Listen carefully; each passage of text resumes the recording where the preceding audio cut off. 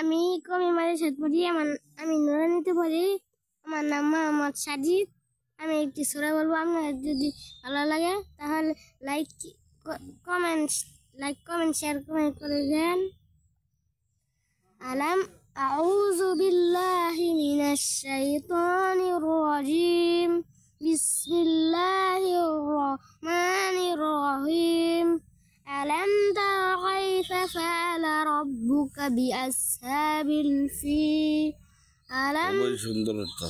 ألم يجعل كيدهم في تضليل أرسل عليهم طيرا أبابيل ترميهم بحجارة من سجيل وجعلهم كعصف مأكول। সবাই দোয়া করেন আমার জন্য। আমি যে বড় হয়ে আমি হুজুর হতে পারি।